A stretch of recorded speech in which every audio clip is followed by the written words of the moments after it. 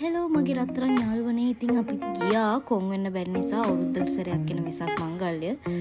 ඉතින් දන්සලක් වැන්දනම් හරි කියලා හිතලා රංගිලා දෙන්නත් එක පාට බැස්සා.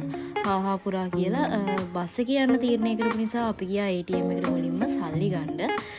ඉතින් ওই සල්ලි ගන්න යන ගමන් මේ අපේ චුට්ටිත් එක මම කියෝ යන එකක් තමයි ඉතින් තියෙන්නේ. ඊට පස්සේ ඉතින් ඔය ලොකු නංගිනම් ගාලා කඩාගෙන යනවා ඉස්සරහා. ATM එකෙන් සල්ලි අරගෙන අපි බීම බෝතලයක් ගත්ත. ඉතින් හරිම තිබහයි අවුවත් එක්ක මේ මහන්සියට බීම බීලා මේ බස් එකක් එනකම් බලන් හිටියා බස් එකක් ආවේ නැහැ. කරන්න දෙයක් නැති ගමට ඊට පස්සේ පික්නික් එකක් දාගෙන අපි ඉතින් ලෑස්තුණා මේ ගමන යනවා කියලා. ඊට පස්සේ මගෙන් එක්කෙනෙක් ගන්න තිබ්බා. එයාවත් අරගන්න කියලා හිතාගෙනම අපි තුන්දෙනා ත්‍රිවිල් එකට නැගලා ඉතින් ඔය යනවා. මොනවා වුණත් මේ ත්‍රිවිල් එකේ අංකල්ට පින් සිද්ධ වෙන්න තමයි මේ අපිට දන්සල් දෙක තුනක් වැඳ ගන්න පුළුවන් උනේ. නැත්තම් ඉතින් අපි කාපු දන්සලකුත් නැහැ, බලපු දෙයක්කුත් නැහැ. මේ බොරු වැඩක් කරේ කියලා පස්සේ තමයි ඉතින් අපිට තේරෙන්නේ. ඉතින් අයිස්ක්‍රීම් දන්සලක් අපිට සෙට් වුණා.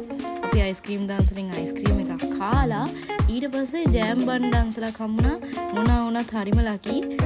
අන්තිම බන් ටික හම්බුනේ සෙට් උනේ අපි තුන්දෙනාට තමයි, අපි කට්ටියට. මේ ඊට පස්සේ අපි පන්සල් ගියා.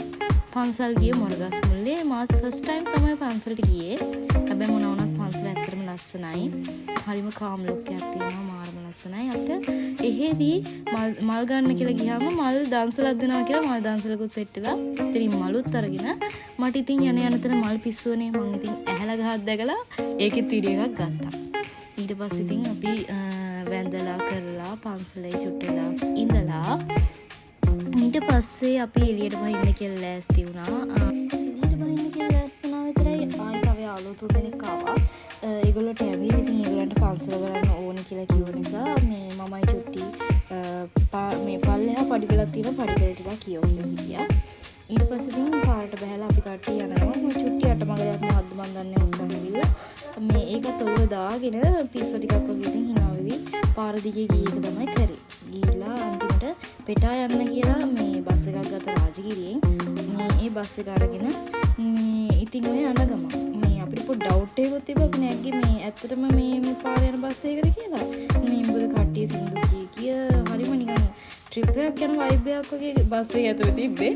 මේ අපි ඉතින් ඔය යන ගමන් මේ කියෝ ඉතින් ගියා. මේ නෙළුම් කුණක් ඉතින් මේ දර්ශනයක් මම ඉතින් ගත්තා. අරගෙන ඉතින් කරන්න දෙයක් නැහැ.